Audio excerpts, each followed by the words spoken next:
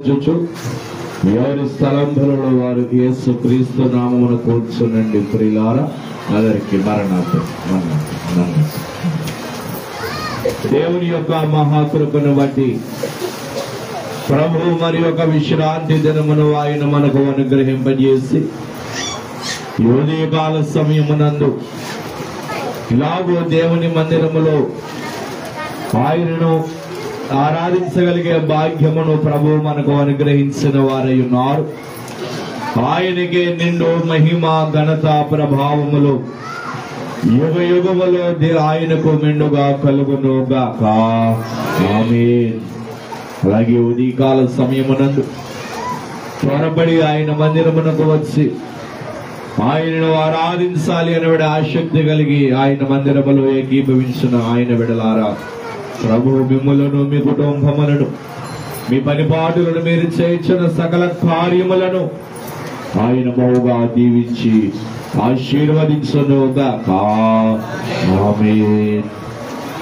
10 నిమిషాలు పరిశుద్ధ గ్రంథములో నుండి దేవుని యొక్క వాక్యమును ధ్యానము చేద్దామండి.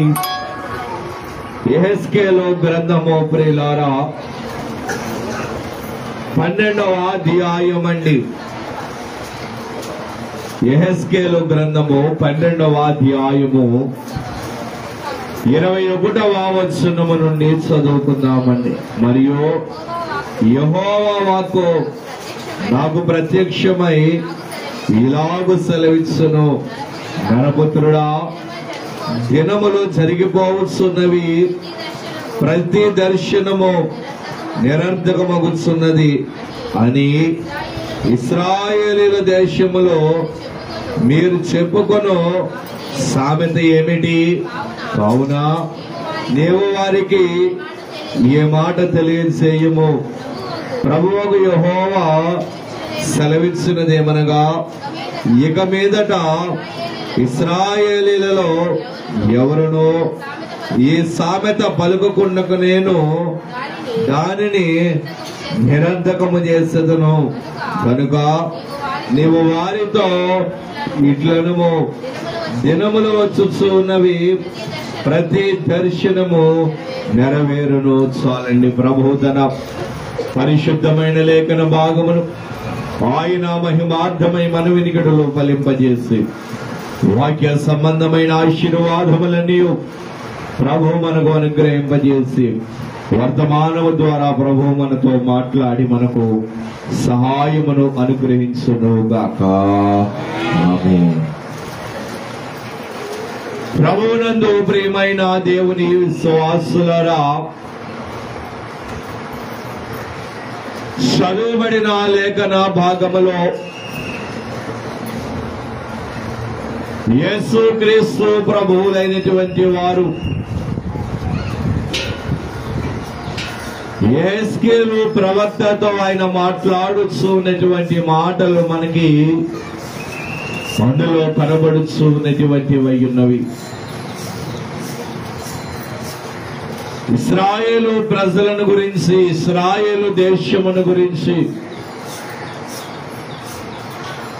ఆయన మాట్లాడుచున్నటువంటి వారై ఉన్నారు. ఈ యెహెజ్కేలు గ్రంథములో అధికముగా మనకు కనబడే విషయం ఏమిటి అంటే, ఆయన యొక్క 2వ రాకడను గురించినటువంటి విషయములు అధికముగా మనకి ఈ గ్రంథములో కనబడుతూ ఉంటాయి. చదువుబడిన లేఖన భాగములో ఆయన మాట్లాడుచు ఆ ప్రవక్తతో అంటూ ఉన్నటువంటి మాట ఏమిటి అంటే, ప్రజలు మాట్లాడుకుని ఒక సామెత గురించి ఆయన మాట్లాడుచున్నారు. దినములు జరిగిపోవచ్చున్నవి, ప్రతి దర్శనము నిరర్ధకమగుచున్నది అని ఒక సామెతను గురించి హేళన చేస్తూ ప్రజలైనటువంటి వారు అనేక మంది మాట్లాడుకుంటూ ఉన్నటువంటి వారై ఉన్నారు. నిజమే, ఈ దినాలలో కూడా అనేక మంది దేవుని బిడ్డలైనటువంటి వారిని చూసి ఎగతాళి చేయుచున్నారు, అపహాస్యము వారు చేయుచున్నటువంటి వారై ఉన్నారు. అటువంటి వారితో ప్రభు మాట్లాడుచు ఆయన సెలవిచ్చుచున్నటువంటి మాట ఏమిటి అంటే, ఇక ఎవరునూ కూడా ఆ సామెత పలుకకుండా నేను దానిని నిరర్ధకము చేసేదను. నేను ఆ సామెతను నిరర్ధకము చేస్తాను. ఏమిటి ఆయన అంటూ ఉన్నటువంటి మాట? దినములు వచ్చుచున్నవి, ప్రతి దర్శనము కూడా నెరవేరును అని ఆయన అంటూ ఉన్నటువంటి వారై ఉన్నారు. దినములు వచ్చుచున్నవి, ప్రతి దర్శనము కూడా నెరవేరును అని ఆయన అంటూ ఉన్నటువంటి వారై ఉన్నారు. ప్రవక్తతో ఆయన మాట్లాడుచు ఆయన చెబుతూ ఉన్నటువంటి మాట ఏమిటి అంటే, దినములు వచ్చుచూ ఉన్నవి అని ఆయన అంటూ ఉన్నారు. అయితే ఏమిటి ఆ దినములు? ప్రతి దర్శనము కూడా నెరవేరబోతూ ఉన్నది. ఎటువంటిది ఆ దర్శనము అంటే, ఆయన యొక్క రాకడను గురించిన దర్శనములు, జరగబోవు సంభవములను గురించిన ప్రతి దర్శనము కూడా నెరవేరును అని ఆయన ప్రవక్తతో ఆయన తెలియజేస్తున్నారు. అయితే ప్రభు అంటూ ఉన్నటువంటి మాట, దినములు వచ్చుచూ ఉన్నవి అని ఆయన అంటున్నారు. ఏమిటి ఆ దినములు? ఎటువంటి దినములు రాబోతూ ఉన్నవి? మనమే చివరి దినములలో మనము ఉన్నాము గనుక దేవుని యొక్క రాకడ అత్యంత సమీపముగా ఉన్నది గనుక ప్రభు ఈ దినమందు మనతో మాట్లాడుతున్నటువంటి మాట, దినములు వచ్చుచూ ఉన్నవి అని ఆయన మనకి తెలియజేస్తున్నటువంటి వారై ఉన్నారు. ఏమిటి ఆ దినములు? రాబోవు దినములు ఏమిటి? ఈ ఉదయకాల సమయమునందు మనము దేవుని యొక్క వాక్యములో నుండి మనము ధ్యానము చేద్దాము. మొదటిగా చూద్దాము ప్రియులారా, మార్కు సువార్త అండి 15వ అధ్యాయము. మార్కు సువార్త 15వ అధ్యాయము 42వ వచనం అండి. ఆ దినము సిద్ధపరచు దినము చాలండి. చదువుబడిన లేఖన భాగములో ఒక దినము మనకి కనబడుతున్నటువంటిదై ఉన్నది. ఏమిటి? ఎటువంటిది ఆ దినము అంటే, సిద్ధపరచు దినము అనగా దానిని మనము జాగ్రత్తగా మనము ధ్యానము చేసినట్లయితే, సిద్ధపరచు దినము అనగా సిద్ధపాటు కలిగినటువంటి దినము, లేదా సిద్ధపరచవలసినటువంటి దినము. ఇప్పుడు మనము రేపు విశ్రాంతి దినము అనుకున్నాము, ఆదివారము ఆరాధనా దినం అనుకున్నామండి. దానికి మనము సిద్ధపడాలి. ఆరాధనకి మనము వెళ్ళాలంటే ఈ దినము నుండి మనము ప్రయాసపడాలి, సిద్ధపడాలి. మనకున్న పనులన్నిటినీ చక్కబెట్టుకోవాలి. ఈ దినములోనే మనము రేపటి ఆరాధనకి మనము సిద్ధపడుతూ ఉంటాము. లేదా రేపు ఎక్కడికైనా ప్రయాణమునకు వెళ్ళాలి, ఒక గ్రామమునకు మనము ప్రయాణమునకు వెళ్ళవలసి వచ్చినప్పుడు ఉదయాన్నే లేచి మనము పనులు చక్కబెట్టుకోలేము కనుక ఈ దినమునందే మనకు కావలసినవన్నీ సర్దుకుని వాటన్నింటినీ మనము సిద్ధపరుచుకుంటాము. దానిని సిద్ధపరచు దినము అని అంటారు. అయితే పరిశుద్ధ గ్రంథములో వ్రాయబడి ఉన్నటువంటి సిద్ధపరచు దినము, ఆ సిద్ధపాటు దినము దేనికి అంటే, మనము రాకడకు సిద్ధపడవలసినటువంటి వారముగా ఉన్నాము. ఆ సిద్ధపాటు దేనికి అంటే, రాకడకు సిద్ధపడాలి. రాకడకు సిద్ధపాటు కలిగి మనము ఉండాలి.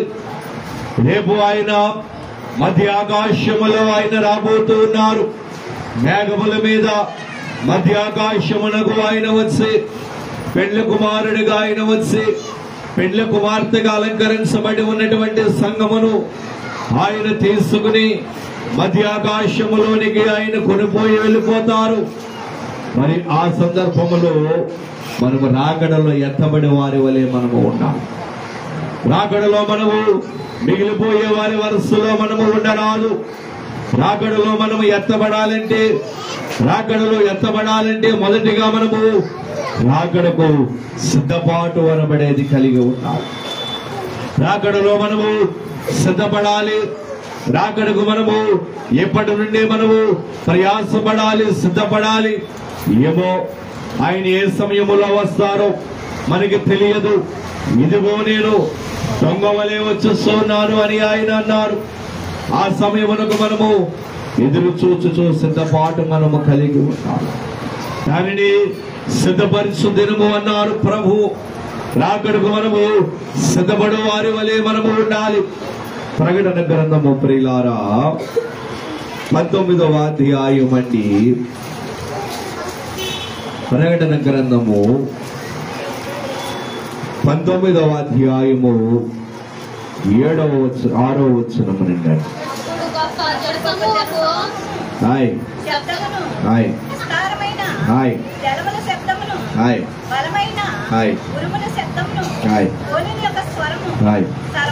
సర్వాధికారియు ప్రభువునగు మన దేవుడు ఏలుచున్నాడు. ఆయనను స్తుతించుడి. గొర్రెపిల్ల వివాహోత్సవ సమయము వచ్చినది. ఆయన భార్య తన్ను తాను సిద్ధపరుచుకొని ఉన్నది. చాలండి. చదువుబడిన లేఖన భాగములో పద్మసు ద్వీపములో ఉన్నటువంటి యోహాను గారు ఆయన ఇక్కడికి ఎక్కిరమ్ము అనగానే పరలోకమునకు ఆయన ఆరోహణమై వెళ్ళిపోయారు. అక్కడ ఆయన చూచుచూ ఉన్నటువంటి ఒక దర్శనము, వినుచూ ఉన్నటువంటి ఒక స్వరమును గురించి ఆయన గ్రంథములో ఆయన వ్రాయచ్చు. ఆయన అంటూ ఉన్నటువంటి మాట ఏమిటి అంటే, గొర్రెపిల్ల వివాహోత్సవ సమయము వచ్చి ఉన్నది. తన భార్య తన్ను తాను సిద్ధపరుచుకొని ఉన్నది అని ఆయన అంటూ ఉన్నారు. ఎవరిని గురించి ఆయన మాట్లాడుతున్నారు? అక్కడ గొర్రెపిల్ల అనగా యేసుక్రీస్తు ప్రభువుల వారి మొదటి రాకడలో ఆయన వధించబడే గొర్రెపిల్లగా ఆయన ఈ లోకములోనికి ఆయన వచ్చి ఉన్నారు. రెండవ రాకడలో ఆయన పదమ సింహము వలె ఆయన ఈ లోకము మీదకి ఆయన రాబోతూ ఉన్నారు. అయితే అక్కడ ఆయన అంటూ ఉన్నటువంటి మాట, గొర్రెపిల్ల వివాహోత్సవ సమయము వచ్చి ఉన్నది. తన భార్య తన్ను తాను సిద్ధపరుచుకొని ఉన్నది. ఎవరు? దేవుని యొక్క సంఘము, సార్వత్రిక సంఘము, పెండ్లి కుమార్తెగా అలంకరించబడుతూ ఉన్నటువంటి సంఘము, వధువుగా సిద్ధపడినటువంటి సంఘము తన్ను తాను సిద్ధపరుచుకొని ఉన్నది అని ఆయన అంటూ ఉన్నారు. కనుక మనము సిద్ధపాటు కలిగి ఉండాలి. రాకడకు మనము సిద్ధపాటు కలిగి ఉండాలి. కనుక ఏ దినములు వచ్చి ఉన్నవి అంటే, మొదటిగా సిద్ధపరుచు దినము రాబోతూ. కనుక మనము ప్రయాసపడాలి, సిద్ధపడాలి, పరుగులెత్తాలి. దేవుడిలో ఇంకా బలముగా మనము మన యొక్క అడుగులు ముందుకు వేయాలి. కనుక ప్రభు అంటూ ఉన్నారు, దినములు వచ్చుచూ ఉన్నవి, ప్రతి దర్శనము నెరవేరును అనగా మొదటిగా ఏ దినము రాబోతూ ఉన్నది అంటే సిద్ధపరచు దినము రాబోతూ ఉన్నది. ఇక రెండవదిగా చూసినట్లయితే కొరింథీయులకు రాసిన 2వ పత్రిక అండి. కొరింథీయులకు రాసిన 2వ పత్రిక 6వ అధ్యాయం అండి. 2వ వచనాన్ని చదువుకున్నాం. అనుకూల సమయమందు నీ మొరను ఆలకించితిని, రక్షణ దినమందు నిన్ను ఆదుకొంటిని అని ఆయన చెప్పుచున్నాడు కదా. చాలండి. ఇక రెండవదిగా అపోస్తలుడైనటువంటి పౌలు గారు కొరింథీ సంఘముతో ఆయన మాట్లాడుచు ఆయన అంటూ ఉన్నటువంటి మాట ఏమిటి అంటే, ప్రభు చెప్పినటువంటి మాటను గురించి ఆయన అంటూ ఉన్నారు, అనుకూల సమయమునందు నీ మరణు నేను ఆలకించింది, రక్షణ దినమందు నిన్ను ఆదుకుంటుంది కదా అని ఆయన అంటూ ఉన్నారు. కనుక రెండవదిగా దినములు వచ్చొస్తూ ఉన్నవి అని ప్రభు తెలియజేస్తూ ఉన్నటువంటి వారై ఉన్నారు.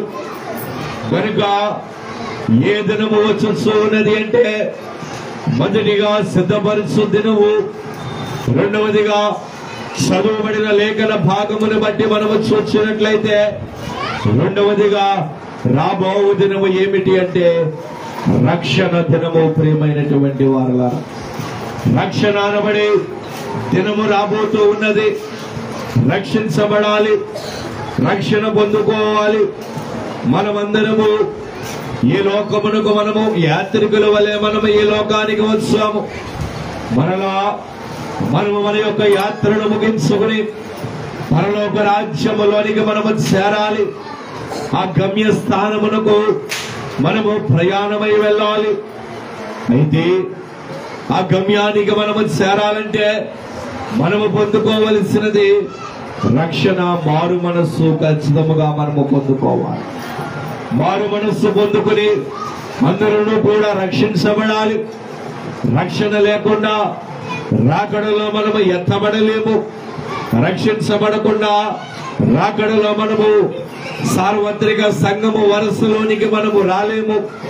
రక్షణ లేకుండా, మారు మనస్సు లేకుండా మనమే దేవుని సన్నిధిలో ఎత్తబడే వరసలోనికి మనము రాలేము. ప్రియమైనటువంటి వారు, కనుక రాకడకు మనము ఎత్తబడాలంటే రక్షణ పొందుకోవాలి, రక్షించబడాలి. అందరూ కూడా మారు మనస్సు అనుకోవచ్చు. ఈ లోకములో జీవితం చాలా బాగున్నది కదా అని మనలో మనము అనుకోవచ్చు. కానీ స్వల్పకాలమే ఈ లోక జీవితం, అల్పకాలమే ఈ లోక జీవితము. దినములు చాలా అపాయకరమైనటువంటి దినములు, భయంకరమైనటువంటి దినములలో మనము ఉన్నాము. ఏ సమయములో ఏమి జరుగుతుందో తెలియనటువంటి పరిస్థితులలో మనము ఉన్నాము. కనుక ఏ సమయంలో ఏది జరిగినను మనం రాకడకు మనము ఆయత్తపడాలి. ఏది జరిగినా మనము దేవునితో పాటు పరదైస్సులో మనము ఉండాలంటే ఖచ్చితంగా రక్షణ అనబడేది మనకు అవసరం. ఖచ్చితంగా రక్షణ అంతస్తులోనికి మనము రావాలి. మా వాక్య భాగంలో చూసినట్లయితే అపోస్తలుల కార్యముల గ్రంథం అండి 4వ అధ్యాయము. ప్రియులారా, అపోస్తలుల కార్యముల గ్రంథం అండి 4వ అధ్యాయము 12వ వచనం అండి. మరి ఎవని వలననో రక్షణ కలుగదు, ఈ నామముననే మనము రక్షణ పొందవలను గాని ఆకాశము క్రింద మనుష్యులలో ఇయ్యబడిన మరి ఏ నామమున రక్షణ పొందలేము అనెను. చాలండి. చదువుబడిన లేఖన భాగములో పేతురు, యోహానులను వారి ఇరువురిని నిలవబెట్టి సద్దుకైలైనటువంటి వారు, శాస్త్రులు, పెద్దలు వారు ప్రశ్నించు ఉన్నటువంటి వారై ఉన్నారు. మీరు ఏ అధికారము వలన మీరు ఈ కార్యములు చేయుచున్నారు? ఏ అధికారము వలన మీరు జనులను స్వస్థపరచుచున్నారు అని వారి పేతురు, యోహానులను అడిగినప్పుడు వారు చెబుతూ ఉన్నటువంటి మాట ఏమిటి అంటే, మరి ఎవని వలనను రక్షణ కలుగదు, ఈ నామముననే మనము రక్షణ పొందవలను అని ఆయన అంటూ ఉన్నారు. కనుక ఎవరి వలన మనము రక్షణ పొందగలము అంటే యేసు నామములోనే మనము రక్షణ పొందగలము. అంత మాత్రమే కాదు, వారు అంటూ ఉన్నారు, ఆకాశము క్రింద మనుష్యుల్లో ఇయ్యబడిన మరి ఏ నామమును కూడా రక్షణ పొందలేము అని ఆయన అంటూ ఉన్నారు. కనుక మనము రక్షణ పొందుకోవాలి. ఏ నామమున మనం రక్షించబడగలము అంటే మన కోసము ఆయన భూమి మీదకి వచ్చి తన తండ్రి యొక్క సింహాసనమును ఆయన విడిచిపెట్టి భూమి మీదకి ఆయన నరుడుగా వచ్చి 33 సంవత్సరాలు ఈ భూమి మీద ఆయన జీవించి మన కోసము ఆయన తన రక్తాన్ని చిందించి మరలా మరణాన్ని జయించి తిరిగి లేచి పునరుత్థానుడై తండ్రి చెంతకు చేరిన కేవలము ఆయన నామమున మాత్రమే మనం రక్షణ పొందగలము. ప్రియులారా, దేవునికి స్తోత్రం. ఆయన యొక్క నామమున మాత్రమే మనం రక్షణ పొందగలము. యేసయ్య నామములోనే మనకు రక్షణ ఉన్నది. అందుకే యేసు అనబడే నామమునకు అర్థము ఏమిటి అంటే రక్షకుడు అని అర్థము. ఆయన నామములోనే రక్షణ ఉన్నది కనుక మనము యేసు క్రీస్తు నామములోనే మనము రక్షణ పొందగలం. మరి ఏ నామమును కూడా మనము రక్షణ పొందుకోలేము కనుక రక్షణ పొందుకోనండి, రక్షించబడండి, రాకడకు సిద్ధపడండి, రక్షణ అనబడే మారు మనస్సు పొందుకోనండి. హెబ్రీయులకు రాసిన పత్రిక అండి 10వ అధ్యాయము. ప్రియులారా, హెబ్రీయులకు రాసిన పత్రిక అండి 10వ అధ్యాయము 37వ వచనము నుండి అండి. ఇక కాలము బహు కొంచెముగా ఉన్నది, వచ్చుచున్నవాడు ఆలస్యము చేయకవచ్చును. నా ఎదుట నీతిమంతుడైన వాడు విశ్వాస మూలముగా జీవించును గాని అతడు వెనుక తీసిన ఎడల అతను ఎంతో నా ఆత్మకు సంతోషముండదు. అయితే మనము నశించుటకు వెనుక తీయవారము కాము గాని ఆత్మను రక్షించుకున్నటకు విశ్వాసము కలిగిన వారమై ఉన్నాము. చాలండి. చదువుబడిన లేఖన భాగములో పౌలు గారు మాట్లాడుతూ ఉన్నటువంటి మాటలు మనకు కనబడుతూ ఉన్నటువంటి ఉన్నవి. సంఘముతో ఆయన మాట్లాడుతూ ఆయన అంటూ ఉన్నటువంటి మాట ఏమిటి అంటే కాలము బహు కొంచెముగా ఉన్నది, వచ్చుచున్నవాడు ఆలస్యము చేయకవచ్చును అని ఆయన అంటూ మనము నశించుటకు వెనుక తీయవారము కాము గాని ఆత్మను రక్షించుకున్నటకు విశ్వాసము కలిగిన వారమై ఉన్నాం. మన యొక్క ఆత్మను మనము రక్షించుకోవాలి. ఆత్మను రక్షించుకున్న వారి వలె మనము ఉండాలి. మన యొక్క ఆత్మ రక్షించబడకపోతే మనము పరలోక రాజ్యములో మనము స్థానమును మనము సంపాదించుకోలేము. ప్రియులారా, కనుక ఆయన సన్నిధిలో కూర్చుని వాక్యమును వింటూ ఉన్నటువంటి ఆయన బిడ్డలారా, మనము రెండవదిగా ఏ దినములు రాబోతూ ఉన్నవి ఏంటి? రక్షణ దినములు రాబోతూ ఉన్నవి. రక్షణ దినము రాబోతూ ఉన్నది కనుక మనము మారు మనస్సు పొందుకోవాలి, రక్షించబడాలి, రాకడకు సిద్ధపడు వారి వలె మనము ఉండాలి. మూడవదిగా చూసినట్లయితే తెస్సలోనికైలకు రాసిన మొదటి పత్రిక. ప్రియులారా, తెస్సలోనికైలకు రాసిన మొదటి పత్రిక అండి 5వ అధ్యాయము 2వ వచనమండి.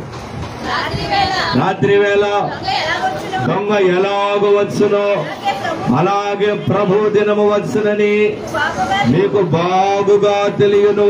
చాలండి. చదువుబడిన లేఖన భాగములో తెస్సలోనికే అనబడే సంఘముతో పౌలు గారు మాట్లాడుచు ఆయన రెండవ రాకడను గురించిన విషయములు ఆయన సంఘముతో ఆయన మాట్లాడుచు ఉన్నటువంటి వారై ఉన్నారు. ఆయన సంఘముతో మాట్లాడుచు ఆయన తెలియజేయచ్చు ఉన్నటువంటి మాట ఏమిటి అంటే ఆయన అంటూ ఉన్నారు, రాత్రి వేళ దొంగ ఎలాగో వచ్చునో అలాగే ప్రభు దినము వచ్చును అని ఆయన అంటూ ఉన్నారు. కనుక మూడవదిగా అక్కడ వ్రాయబడి ఉన్నటువంటి మాట ఏమిటి అంటే దినములు వచ్చుతూ ఉన్నవి అని ఆయన అంటూ ఉన్నారు. కనుక మూడవదిగా ఏ దినము వచ్చొస్తూ ఉన్నది అంటే అక్కడ వ్రాయబడి ఉన్నటువంటి మాట ప్రభు దినము రాబోతూ ఉన్నది అనగా అది ఏ దినము అంటే రాకడ దినము రాబోతూ ఉన్నటువంటిది ఉన్నది. దేవునికి స్తోత్ర. రాకడ దినము అత్యంత సమీపముగా ఉన్నటువంటిది ఉన్నది. మనమందరమును కూడా రాకడలో ఎత్తబడే వారి వరుసలో మనము ఉండాలి. రాకడ దినము అత్యంత సమీపముగా మన ఎదుట ఉన్నటువంటిది ఉన్నది. రాకడ యేసుక్రీస్తు ప్రభువుల వారు అత్యంత త్వరలో ఆయన మధ్యాకాశములోనికి ఆయన రాబోతూ ఉన్నారు. ఆయన యొక్క సంఘమును తీసుకుని ఆయన మధ్యాకాశములోనికి వెళ్ళడానికి ఆయన త్వరపడి ఆయన వచ్చి ఉన్నటువంటి వారై ఉన్నారు. కనుక ఆ రాకడకు మనము సిద్ధపడే వారి వరుసలో మనము ఉండాలి. రాకడలో మనము ఆయుత్తపడే వారి వరుసలో మనము ఉండాలి. అదే గ్రంథము ప్రియులారా 4వ అధ్యాయం అండి 16వ వచనము నుండి ఆర్భాటముతోనూ ప్రధాన దూత శబ్దముతోనూ దేవుని బోరతోనూ పరలోకము నుండి ప్రభు దిగివచ్చును. క్రీస్తునందుండి మృతులైన వారు మొదట లేతురు. ఆ మీదట సజీవులమై నిలిచియుండు మనము వారితో కూడా ఏకముగా ప్రభువును ఎదుర్కొనుటకు ఆకాశ మండలమునకు మేఘముల మీద కొనుపోబడుదుము. చాలండి. చదువుబడిన లేఖన భాగములో ఆయన యొక్క రాకడను గురించి పౌలు గారు తెలియజేస్తూ అంటున్నారు. ఆర్భాటముతోనూ ప్రధాన దూత శబ్దముతోనూ ప్రభువు దిగవచ్చును. అయితే క్రీస్తునందుండి మృతులైన వారు మొదట లేతురు కాగా సజీవులమయ్యుండు మనము ఆయనతో కూడా నిలిచి యుద్ధము అని ఆయన అంటూ, కనుక మనము రాకడలో ఎత్తబడే వారి వలనే మనము ఉండాలి. అయితే ఎవరు రాకడలో ఎత్తబడతారు అంటే మత్తయి సువార్త ప్రియులారా 7వ అధ్యాయం అండి. మత్తయి సువార్త 7వ అధ్యాయము 21వ వచనం అండి. ప్రభువా అని నన్ను పిలుచు ప్రతి వాడును పరలోక రాజ్యములో ప్రవేశింపడు, కానీ పరలోకమందున నా తండ్రి చిత్త ప్రకారము చేయువాడే ప్రవేశించును. చాలండి. చదువుబడిన లేఖన భాగములో ప్రభువే స్వయముగా ఆయన మాట్లాడుతున్నారు. ఏమంటున్నారు ఆయన? ప్రభువా అని నన్ను పిలుచు ప్రతి వాడు పరలోక రాజ్యములో ప్రవేశింపడు, కానీ నా తండ్రి చిత్త ప్రకారం ఎవరైతే చేస్తారో, నా తండ్రి చిత్త ప్రకారముగా ఎవరైతే నడుచుకుంటారో, నా తండ్రి చిత్త ప్రకారముగా ఎవరైతే ఈ లోకములో వారు నడుచుకుంటారో వారే పరలోక రాజ్యములో ప్రవేశించగలరు అని ఆయన అంటున్నారు. కనుక మనము ఆయన రాజ్యములో మనము స్థానము సంపాదించాలంటే ఆ యొక్క రాకడ దినములో రాబో దినములో మనము ఎత్తబడాలి అంటే మనము తండ్రి చిత్తము చొప్పున చెయ్యి వారి వలె మనము ఉండాలి. ఆయన చిత్తం ఏమిటో మనము గ్రహించాలి. ఆయన చిత్తమునకు అనుగుణముగా మనము నడుచుకోవాలి. అప్పుడే మనము పరలోక రాజ్యములో మనము వారసులము కాగలము. ప్రియులారా, కనుక యెహెజ్కేలుతో ప్రవక్తతో ప్రభు అంటున్నారు, దినములు వచ్చుచూ ఉన్నవి అని ఆయన అంటూ. ఏమిటి ఆ దినములు? రాబో దినములు ఏమిటి అంటే మొదటిగా సిద్ధపరచు దినము, రెండవదిగా రక్షణ దినము, మూడవదిగా రాకడ దినము, నాలుగవదిగా తిమోతికి రాసిన మొదటి పత్రిక అండి. తిమోతికి రాసిన మొదటి పత్రిక 4వ అధ్యాయము 1వ వచనం అండి.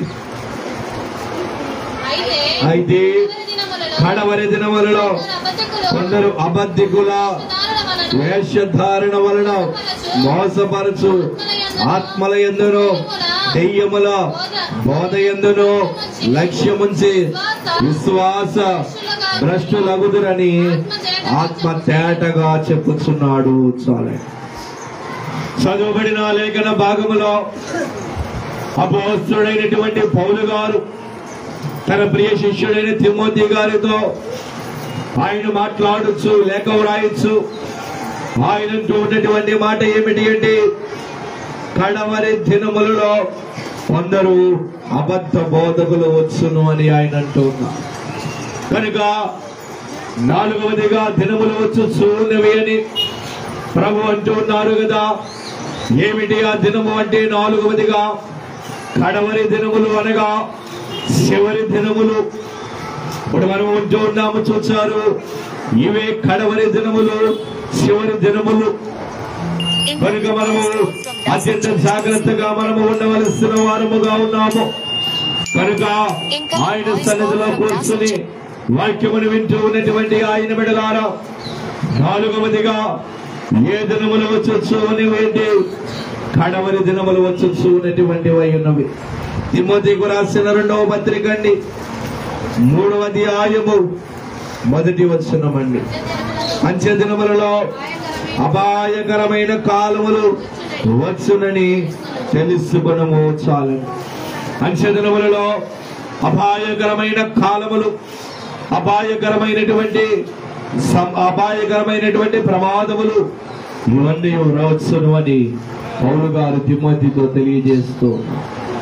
కనుక కడవరి దినములలో మనము ఉన్నాము కనుక జాగ్రత్త కలిగిన వారి వలె మనము ఉండాలి. ఆయన రాకడకు ఎత్తబడే వారి వరుసల్లో ఉండాలి. 5వదిగా తీర్పు దినము. 5వదిగా రాబోతూ ఉన్నటువంటి దినం ఏమిటి అంటే, తీర్పు దినము రాబోతూ ఉన్నది. అది ప్రతి ఒక్కరికి కూడా తీర్పు తీర్చేటటువంటి దినము. ఈ లోకములో మనము మాట్లాడే ప్రతి మాటకు, చేసే ప్రతి పనికి కూడా తీర్పు తీర్చబడే దినము రాబోతూ ఉన్నది. కనుక జాగ్రత్తగా ఉండండి. ఆయన యొక్క రాకడకు సిద్ధపడండి. ఆయన మధ్యాకాశములో వచ్చినప్పుడు ఆయన రాకడకు ఎగిరి మేఘమెక్కి ఆయన రాకడలో ఆయుత్తపడండి. ప్రభు కృపా దీవెన ఆశీర్వాదములు మీ ఎల్లరికూ సదా తోడయుండును గాక. ఆమేన్. దయగలిగిన తండ్రి, పరిశుద్ధుడా, మహోన్నతుడా, మీ ఘనమైన పాదములకు వందనములు, స్తుతులు, స్తోత్రములు చెల్లించుకొనుచున్నాము ప్రభువా. మీ కృపను బట్టి, ప్రేమను బట్టి నాయన, ఇంతవరకు ప్రభువా మీరు మాతో మాట్లాడిన విధానమును బట్టి